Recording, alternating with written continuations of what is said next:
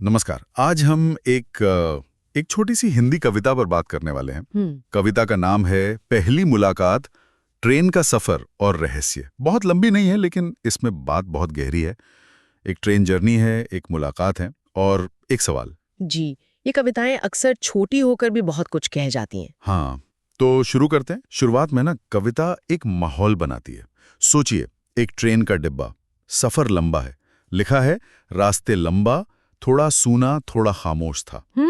और इसी माहौल में सीट नंबर 50 पर एक लड़का बैठा है, अकेला और थोड़ा बेचैन सा था। अब ये बेचैनी क्यों है? सफर की बोरियत या कुछ और? ये माहौल बनाना बहुत जरूरी था यहाँ। लंबा, सूना, खामोश, ये शब्द सिर्फ बाहरी माहौल नहीं बता रहे, ये शायद उस लड़के के मन की स्थिति भी दिखा रहे हैं। वो जो अंदर की एक खालीपन या इंतजार होता है ना। हाँ, बिल्कुल। जैसे कुछ होने वाला हो या वो चाहता हो कि कुछ हो। सही कहा। वो बेचैनी, वो खामोशी एक तरह से स्टेज सेट कर रही है, किसी के आने का इंतजार सा। और वो कोई आ ही जाता है। अगले स्टेशन पर एक लड़की आती है और कैसे? एक मुस्कान के साथ। ये मुझे बड़ा अच्छा लगा। हाँ, मुस्कान के साथ। आते ही वो सीधे लड़के की सीट की तरफ दावा कर दिए। कहती है, ये मेरी सीट है। मतलब कोई झिझक नहीं, कुछ नहीं। और बस इसी एक लाइन से बदल गया पूरे हालात। ये मोमेंट बहुत क्रिटिकल है। देखिए ना, लड़के का अकेलापन टूटता है और लड़की का आत्मविश्वास देखिए। सवाल नहीं, सीधा दावा, वो भी मुस्कान के साथ। कमाल का कॉम्बिनेशन है ना? नरमी भी और अपनी बात कहना भी। बिल्कुल। और कैसे एक पल में, एक वाक्य में पूरा मूड बदल जाता है। वो जो सूनापन था, खत्म। ये दिखाता है कि इंसानी इंटरैक्शन कितना पावरफुल हो सकता है, खासकर ऐसी बंद जगहों पर। सही बात। ये सिर्फ सीट का झगड़ा नहीं था, ये तो बस शुरुआत थी। क्योंकि इसके बाद उनकी बातचीत शुरू होती है।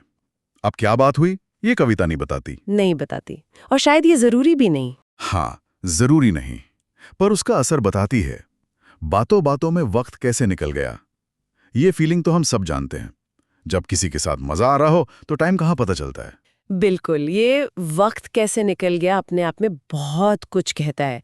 ये इशारा करता है कि बातचीत सतही नहीं थी, उसमें कुछ कुछ बात थी, एक कनेक्शन बना।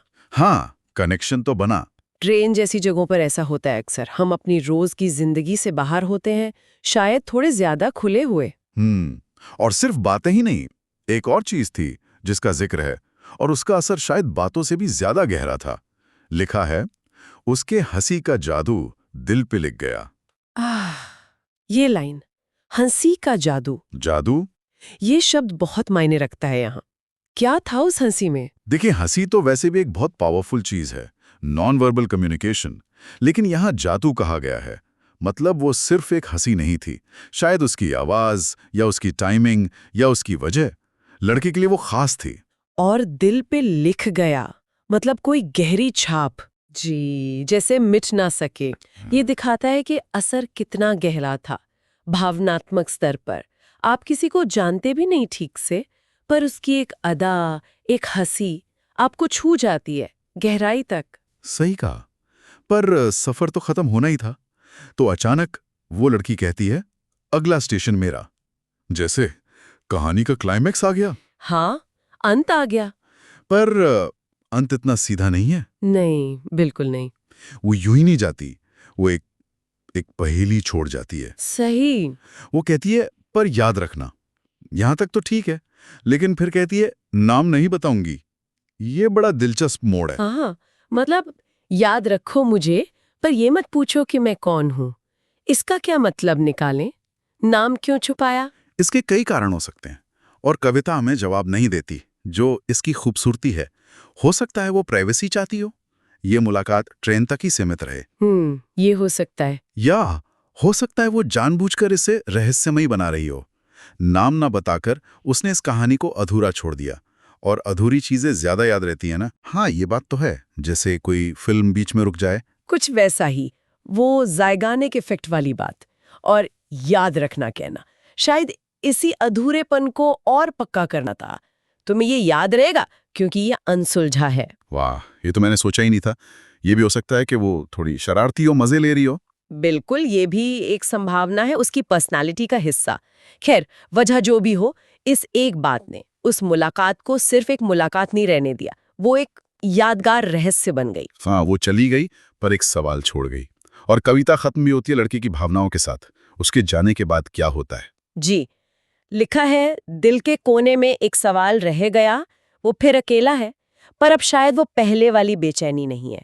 अब एक एक कसक है, एक उलझन। और सवाल क्या है? कौन थी वो लड़की? ये सवाल सिर्फ नाम जानने का नहीं है, ये शायद ये भी है कि वो क्या थी मेरे लिए, ये जो हुआ ये क्या था, और इसका जवाब तो शायद कभी नहीं मिलेगा।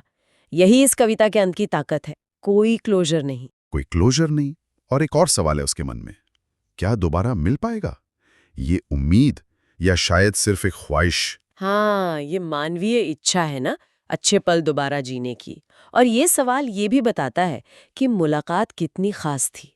अगर आम होती तो ये सवाल शायद इतना गहरा ना होता। सही बात। और ये खुला अंत हमें भी वहीं छोड़ देता है। हम भी सोचने लगते हैं, क्या वो मिलेंगे, मिलने चाहिए, या ऐसे ही ठीक है। तो अगर हम इस पूरी कविता को देखें, इसका सार निकालें, तो ये एक ट्रेन यात्रा है, एक छोटी सी मुलाकात है, जो शुरू होती है खामोशी से, फिर बातों और हंसी में बदलती है और खत्म होती है एक रहस्य पर। मिलना, जुड़ना और फिर एक सवालिया निशान के साथ अलग हो जाना। ठीक है, तो इसका निचोड़ क्या है?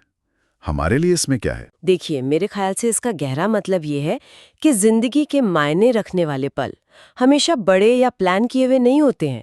कई बार ऐसी अचानक हुई मुलाकातें, जिनके बारे में हम कुछ खास नहीं जानते, नाम तक नहीं जानते, वो भी हम पर एक गहरा असर छोड़ जाती हैं। जी, बिल्कुल। ये कविता याद दिलाती है कि हर कहानी का अंत हो ये जरूरी नहीं, हर पहेली सुलझे ये जरूरी नहीं।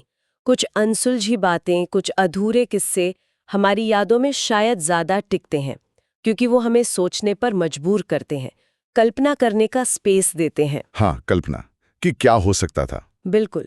तो ये कविता भले ही छोटी है, पर इसमें बहुत कुछ है। कम शब्दों में बहुत सारी भावनाएं, बहुत सारे विचार। ये दिखाती है कि कैसे साधारण से दिखने वाले पलों में भी असाधारण अनुभव छुपे हो सकते हैं। बहुत खूब। और जाते जाते एक सवाल सबके सोचने के लिए छोड़ना चाहूंगी। ऐसा क्यों होता है कि कुछ बहुत छोटी मुलाकातें, जिनके बारे में हम लगभग कुछ नहीं जानते, वो हमारे दिमाग पर इतनी गहरी छाप छोड़ जाती हैं?